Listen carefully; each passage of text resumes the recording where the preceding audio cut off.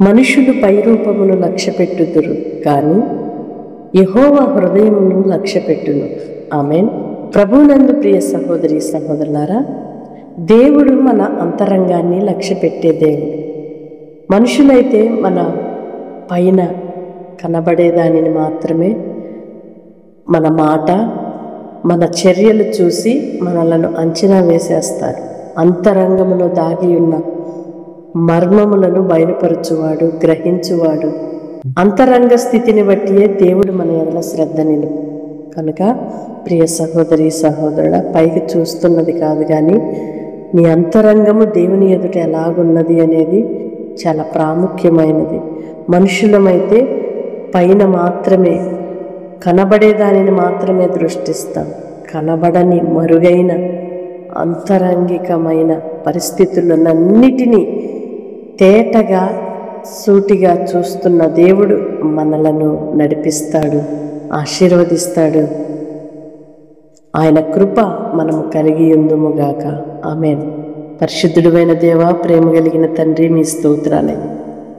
పై రూపమును లక్ష్యపెట్టగా హృదయములను మాత్రమే లక్ష్యపెట్టు మహాదేవుడవు. అందును బట్టి మీ కృతజ్ఞతలు చెల్లిస్తున్నామయ్యా.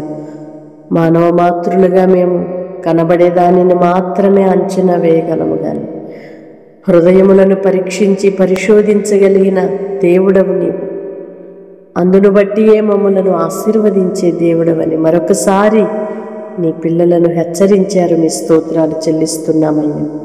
అంతరంగములో పరిశుద్ధతను కోరుకునే దేవుడవని, మా హృదయములను లక్ష్యపెట్టే దేవుడవని నాయన మరొకసారి మీకు కృతజ్ఞతలయ్యా. మీ ఎదుట మేము ఎలా ఉన్నామో అనేది ప్రతి క్షణము మమ్మల్ని మేమే పరీక్షించుకొని నిర్దోషులుగాను నిష్కళంకులుగాను నీకు ప్రియముగాను బ్రతకటానికి సహాయము చేయమని నీ పిల్లలను మీరు దీవించండి, ఆశీర్వదించండి అయ్యా. వారి హృదయములో ఉన్న ఆవేదనంతటిని తొలగించండి, వారి హృదయ భారములను తొలగించండి. వారి హృదయ స్థితిని బట్టి వారిని మీరు ఆశీర్వదించదనని సెలవిచ్చి ఉన్నారయ్యా. మీ స్తోత్రాలు. నిశ్చయముగా మీ దీవెనకు పాత్రులుగా ఉండుటకు సహాయము చేయమని యేసు నామములో ప్రార్థిస్తున్నాను తండ్రి. ఆమేన్.